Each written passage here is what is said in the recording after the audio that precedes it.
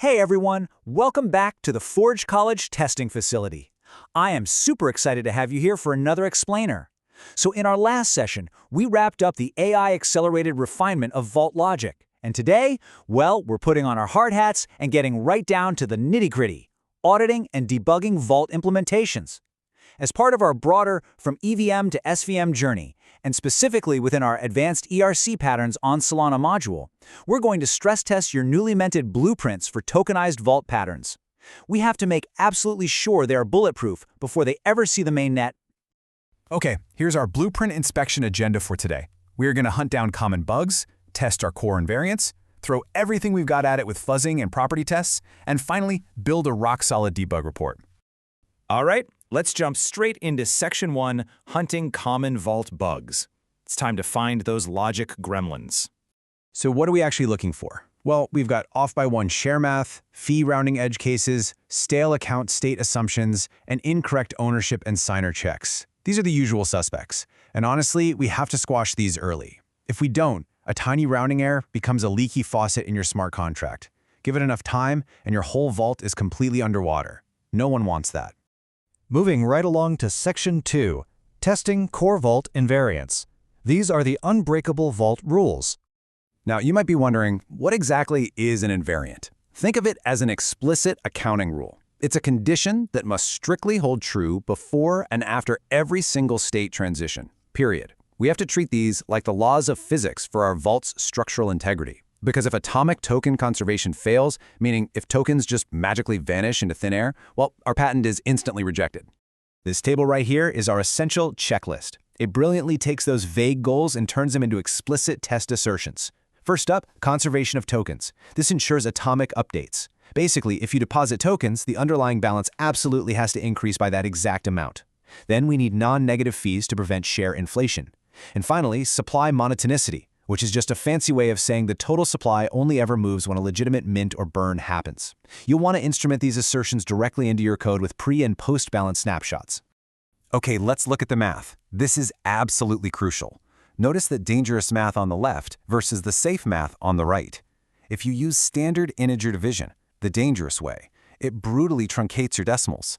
Over thousands of transactions, you are systematically losing fractional tokens to the void. But look at the safe math. By using checked arithmetic and intentionally adding half of the total underlying before you divide, you force an explicit half-up rounding policy. It's a tiny tweak, but it completely prevents that systematic truncation. Total game changer. But here's a thought. What if an attacker does something we didn't write a handcrafted test for?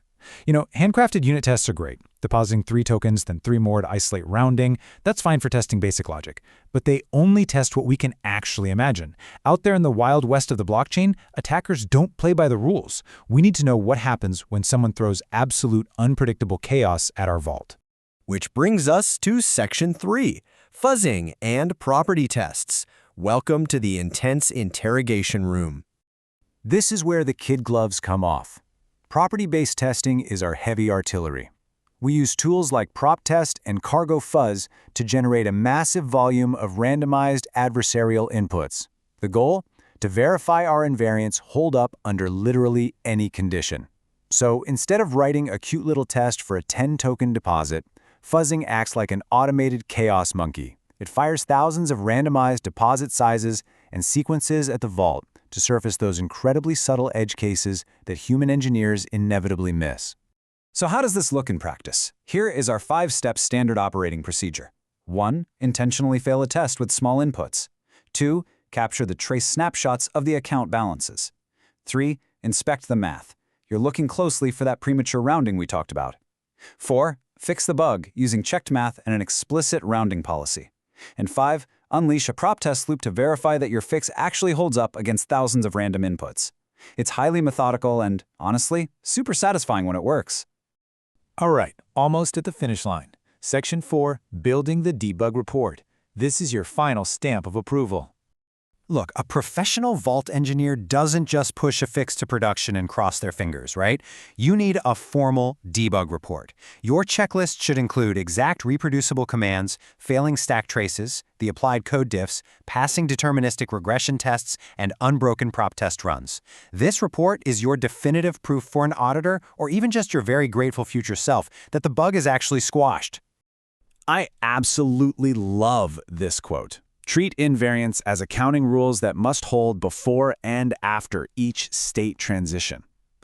Seriously, if you take away just one thing from this explainer today, let it be this exact mindset. Always prefer explicit rounding policies, never rely on implicit truncation, and make sure your tests capture cross-account conservation. You have to treat these rules like the laws of gravity. So, what's next for us? Well, with your vault completely hardened, your supply monotonic, and explicit ownership checks fully confirmed and tested, you are structurally ready for the next lesson. We'll be taking this rock-solid foundation and diving into permit-based approvals on Solana. We're going to add a frictionless approval layer right on top of everything we just built. But before we wrap up, I want to leave you with something to ponder. If a single unchecked rounding error can silently drain a vault over 1 million microtransactions, are your invariants truly strong enough to survive the absolute chaos of the mainnet? It's definitely something you need to seriously ask yourself as you review your code. Anyway, thank you so much for joining me for this Forge College Explainer. It's been fantastic breaking down these advanced debugging mechanics with you all.